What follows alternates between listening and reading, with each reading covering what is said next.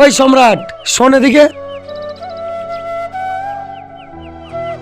হ্যাঁ, কি বলবি বল, আমার খুব তাড়া আছে। শুনলাম তোর বউ নাকি লোকের বাড়ি কাজ করে টাকা ইনকাম করে, আবার তুই নাকি সেই টাকা বসে বসে খাস আর জুয়া খেলিস। হেই শোন, আমি আমার ইনকামে খামু না বউয়ের ইনকামে খামু সেটা আমার ব্যাপার, তাতে তোর বাপের কি? আরে সম্রাট, তুই রাগ করতেছিস কেন? আমি তো যেটা সত্যি সেটাই কইতেছি। তুই তো তোর বউয়ের টাকাতেই খাস। এই শোন, তোরা না মানুষের মধ্যে পড়িস না, তোরা একটাও অমানুষ। এই চায়ের দোকানে বইসা লোকের সমালোচনা করা ছাড়া তোদের আর কোনো কাম নাই, যত সব।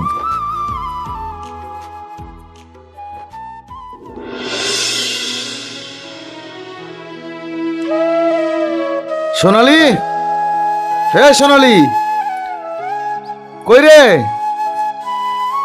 এদিকে বেরিয়ে আয়। এই ল, কচু শাক আর আলু আছে। কি হইলো? আবার সেই কচু শাক আর আলু আনছো তুমি? আচ্ছা, তোমার এই রোজ রোজ কচু শাক আর আলুতে পাইছেটা কি? এই প্রত্যেকটা দিন তুমি একই বাজার করো, আমার মুখে তো আর সয় না। তোমারে কতদিন ধরে কইছি একটু মাছ আর মাংস নিয়ে আসো, তোমার কি কথাগুলো কানে যায় নাই? এই সোনালি শোন, প্রতিদিন খাই খাই করলে না রাজার ভান্ডারও একদিন শেষ হয়ে যাইমু, বুঝছিস? একটু সংসারের কথা ভাব, একটু সঞ্চয় টঞ্চয়ের কথা চিন্তা কর। সঞ্চয়? সঞ্চয়ের কথা কও তুমি? তোমার মাথায় যদি সঞ্চয়ের চিন্তা থাকতো তাহলে এই সংসারটা আমার একা চালাইনো লাগতো না। লোকের বাড়িতে কাজ কইরা আইন না তোমার আমি খাওয়াই, এই সংসারটা চালাই, আর দিন শেষে কিনা আমি একটা ভালো খাওয়ানোর উপযুক্ত হইতে পারি না? আমার কি একটু মন চাইতে পারে না ভালো মন্দ খাইতে?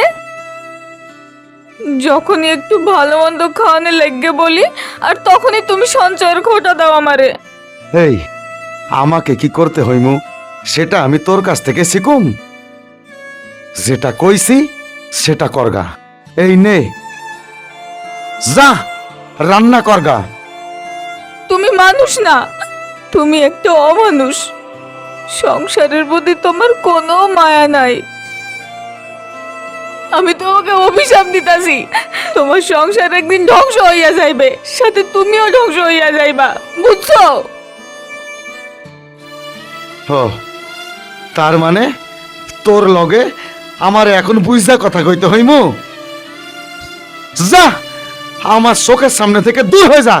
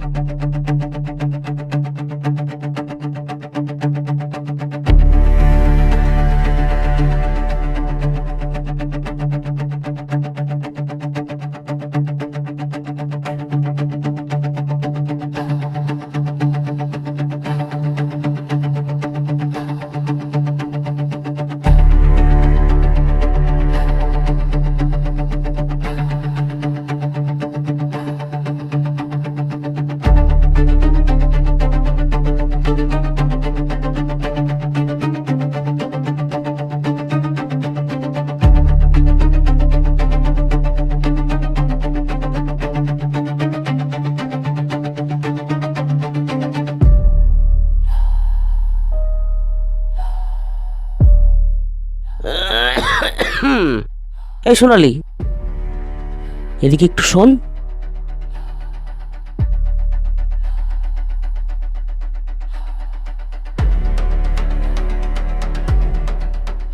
জি, কিছু বলবেন?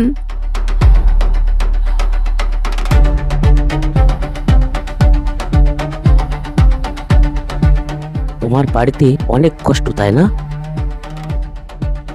টাকা পয়সার দরকার।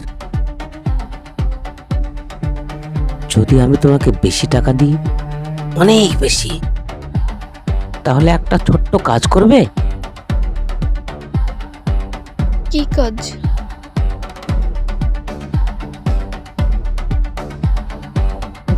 এত বুঝতে হবে না, তোমার কষ্ট সব মিটে যাবে, শুধু আমাকে একটু খুশি করতে হবে।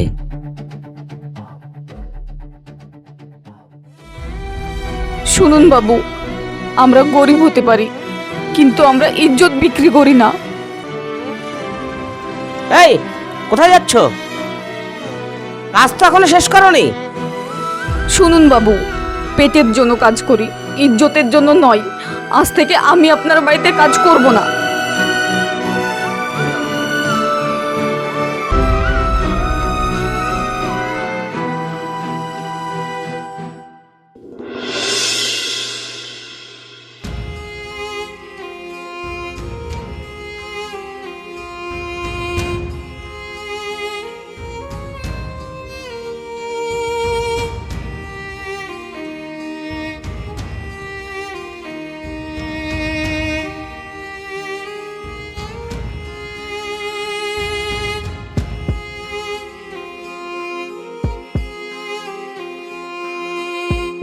ওই তোর বয়সটা রে?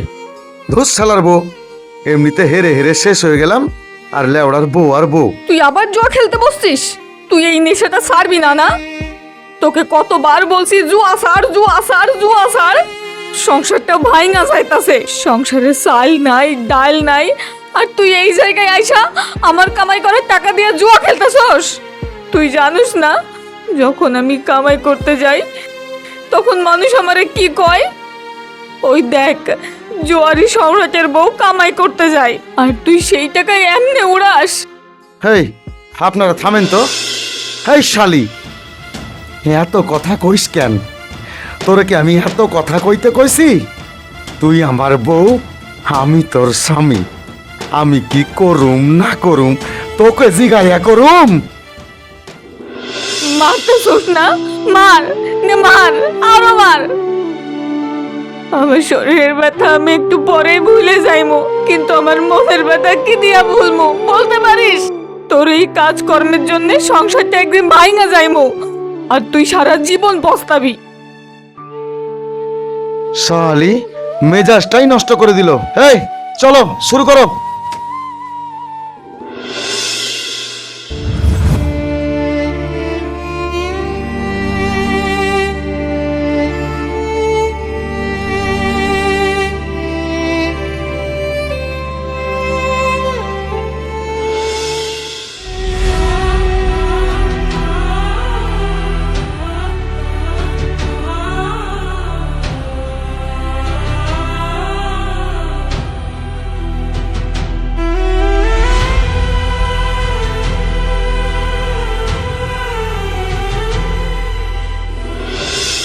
সোনালি, সোনালি, কে রে? শুনতে পাইছস না? তোরে আমি ফোন দিলাম, ফোন তো উঠাইলি না। কি রে, কোথায় গেলি রে সোনালি?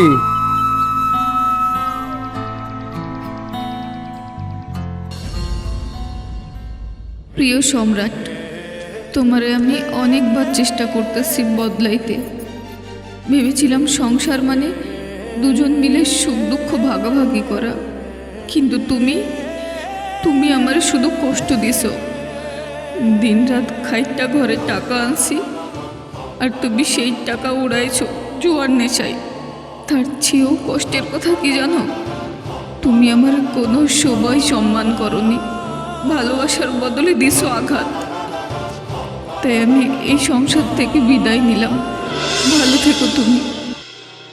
সোনালি, তুমি ঠিকই বলছো। আমি একটা অমানুষ, আর অমানুষের কোনো সংসার থাকতে পারে না। তুমি আমারে অনেকবার বুঝাইবার চেষ্টা করছো, কিন্তু আমি বুঝতে পারিনি সোনালি, আমি বুঝতে পারিনি। আমাকে তুমি ক্ষমা করে দিও।